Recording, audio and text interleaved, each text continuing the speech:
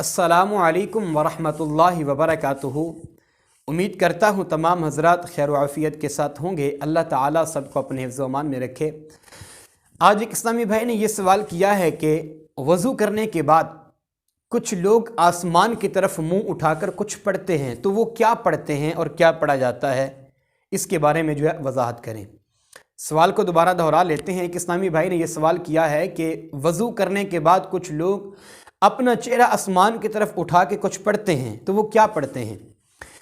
देखें, जामिअ तिरमिज़ी शरीफ के अंदर हदीस मौजूद है। सैयदना हज़रत फ़ारूक आज़म रज़ी अल्लाह ताला अन्हु ने इरशाद फरमाया कि मैंने नबी करीम अलैहिस्सलातु वस्सलाम की ज़ात बबरकात से ये बात सुनी है कि हुज़ूर ने फरमाया कि जो शख्स वज़ू करने के बाद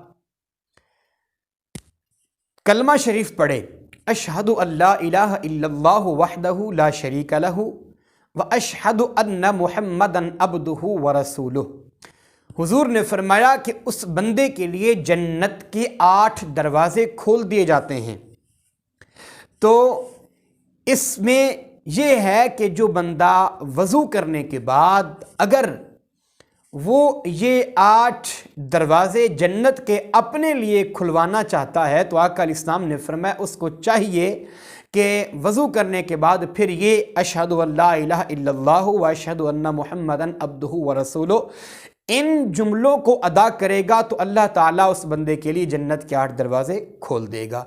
तो ये हदीस पाक से ये साबित होता है कि जो लोग वज़ू करने के बाद आसमान की तरफ मुंह करके ये जुमले दोहराते हैं, इसीलिए कि अल्लाह ताला उनके लिए जन्नत के 8 दरवाज़े खोल देता है। अल्लाह ताला हम सबको सही हदीस पाक समझने की तौफीक अता फरमाए। अस्सलामु अलैकुम व रहमतुल्लाह।